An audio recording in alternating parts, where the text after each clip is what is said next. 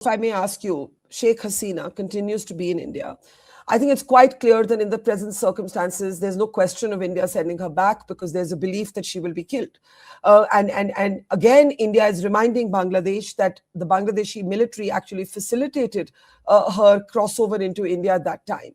It was meant to be at that time a temporary measure. She was believed to be en route to other countries. Whether she feels safer here or whether those countries would not have her, we do not know. There has been one suggestion that while Hasina is in India, she should not be making political speeches. The government clarified to the parliamentary panel that the government is in no way involved in facilitating her political activities. But she is continuing to operate as a leader in exile. How should we handle this? Because many Bangladeshis have questions about this, that India has chosen a side.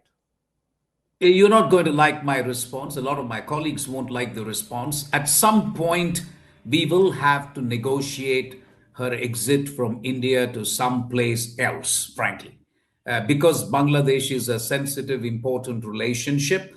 And I think if we have to, maybe you're actually making me say that this could well be the deal in terms of allowing Awami League to participate in elections and maybe find a safe exit for Sheikh Hasina. I don't know if there is enough time to do that. But I think for me, everything else can be managed. But we cannot have a flawed election in which Jamaat comes number one and says, listen, we have won this election free and fair and square, and therefore we will rule. But let me ask you, you're basically saying that a negotiation could be in the back channels, let the Awami League participate, and we should negotiate. We should say we're ready to have Sheikh Hasina leave India, not for Bangladesh, but to some other country. Absolutely. Or at a minimum, say that, listen, you cannot have political activities. Do you see the Dalai Lama making comments about China's internal affairs? It's a bit like that. I think we have to be conscious of that. I understand where she's coming from and I understand how she feels, but I think realpolitik will have to get involved at this stage. And I would request her, listen, at least during the election period, don't say anything. That would be my plea, Barka. But I know there are not too many takers in India for that. So, well, I think sooner or later it's a question we have to address. And I want General Sharma's response to it. What I've heard from India thus far, or many Indians, and Ambassador Kumar, he's right. He's one of the rare few who's actually saying it's time to start talking about this. The point is, the others are saying, look, going back to returning her to Bangladesh is not an option because her life is not safe in Bangladesh.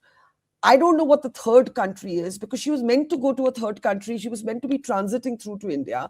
The country was meant to be United Kingdom. Nobody has said this officially, but it seems as if the United Kingdom refused to give her that space, even though she has family there.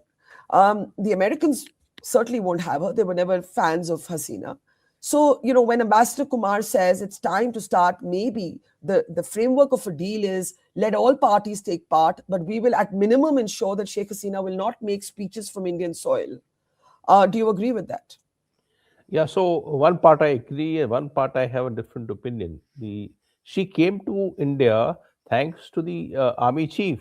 She was brought formally there. She was handed over by the serving army chief who sits there as an army chief even today. So, you can't say that we picked her up from Bangladesh and brought her here.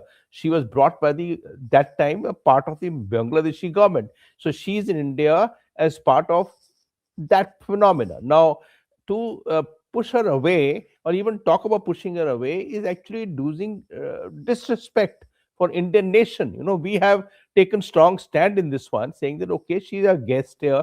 She was a friend of ours for 15 years. Now you suddenly jettison her out is not a very fair idea. So I disagree here. On her, the audio statements that he's been making and, support she gives out for Hindus being killed, etc. I think that the MEA should put a foot down, saying that you can't do this, especially in this period. Talking is not allowed. You are a guest with us, and guests should behave as guests ought to do. That's second. Third part. Look, if we take a equation with what happened to Imran Khan, and the PTI got banned, in the election that took place last year in Bangladesh, and Imran Khan was jailed away. But PTI won a state government, which still they have, Khyber Pakhtunkhwa, not directly but as independents, and they had whole lot of independents come up as the MNAs, their MPs. So while you say that Awami League can be banned, but Awami League people can still stand for elections even as independent candidates, as happened in happened in Pakistan, and they will be a force to reckon with, even as which as a PTI is today, even despite the fact that Munir is behind Imran Khan. It's not happening this way. The third part I wish to say is about the apology.